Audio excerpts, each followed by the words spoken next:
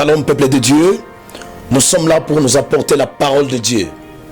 Je vais nous parler dans quelques secondes sur l'intimité avec le Saint-Esprit. Le Saint-Esprit, c'est tout ce que Jésus nous a laissé pour faire une vie de victoire sur la terre.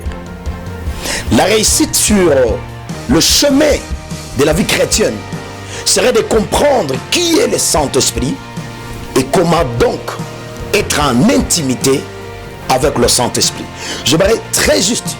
Commencer par donner ce point de différence.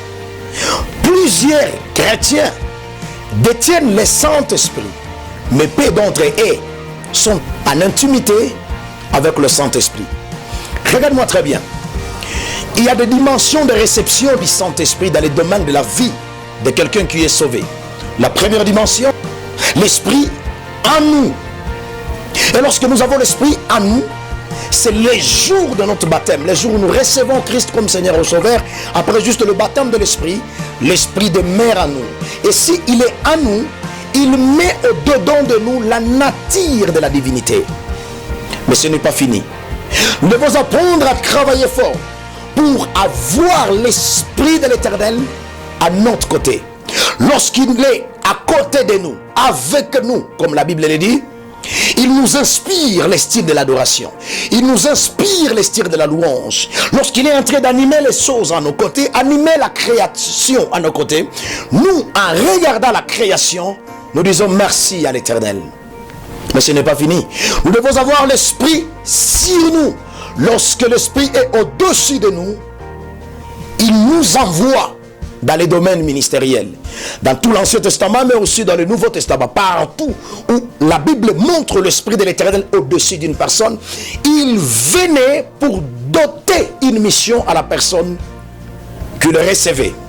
Maintenant, regarde, nous pouvons avoir l'Esprit au-dedans de nous, l'Esprit avec nous, l'Esprit sur nous, mais si nous n'avons pas une vie d'intimité, l'Esprit sera comme un assistant au-dedans de nous. Il ne fera pas des choses avec nous. Il nous faut entrer dans le domaine de l'intimité. L'intimité, c'est le niveau le plus élevé de l'amitié. Le niveau où quelqu'un peut se donner pour quelqu'un d'autre. Quelqu'un se soucie du besoin de quelqu'un d'autre. Et n'oubliez pas, lorsque nous sommes intimes à l'Esprit, l'Esprit devient intime à nous. Il y a des choses qui me challengent, qui me poussent à te prêcher ce matin, te dire que tu dois être en intimité avec le Saint-Esprit. La raison numéro 1, c'est que l'Esprit de l'Éternel, c'est Dieu lui-même. Oh, gloire au Seigneur.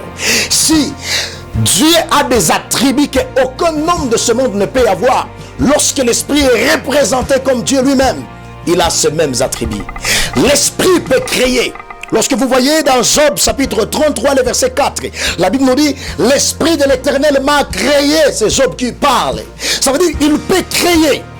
Il a cette capacité de créer, de donner naissance à des choses nouvelles. Ça me pousse à être en intime avec Dieu, en intimité avec Dieu, avec le Saint-Esprit. Lorsque nous sommes en intimité avec lui, il nous aide à pouvoir faire des choses comme de Dieu. Jusque-là, tu travailles, jusque-là, tu pries et tu n'as pas de réalisation. C'est parce que tu n'es pas en intimité avec le Saint-Esprit. Tu ne peux pas déclarer sur la maladie et la maladie arrive à guérir si tu n'es pas en intimité avec le Saint-Esprit. Seuls les intimes connaissent comment ça marche. Que Dieu te bénisse abondamment.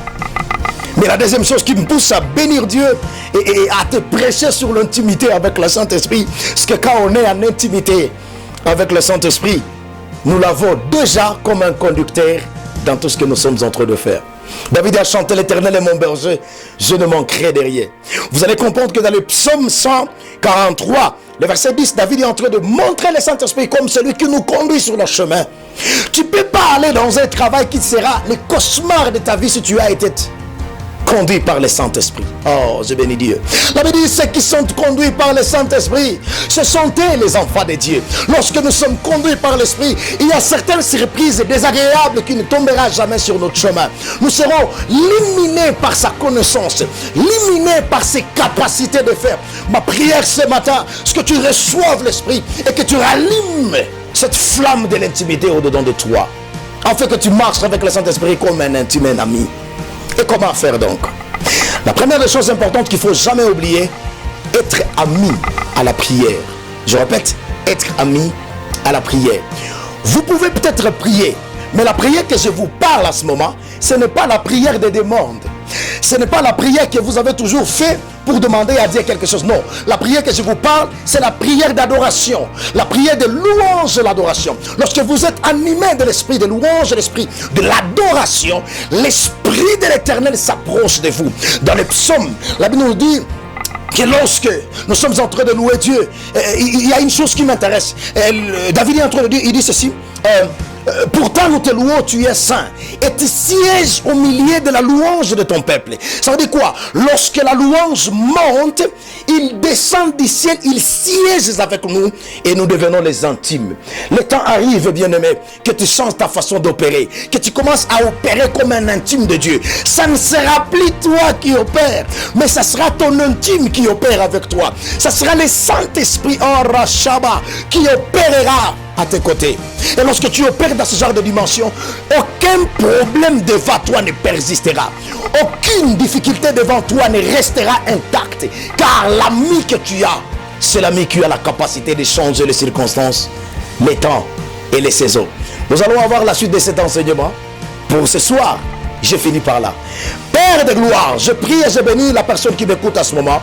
J'annonce à partir de maintenant que l'esprit s'attache à sa vie et qu'il marche avec l'esprit en intimité. Au nom de Jésus. Amen.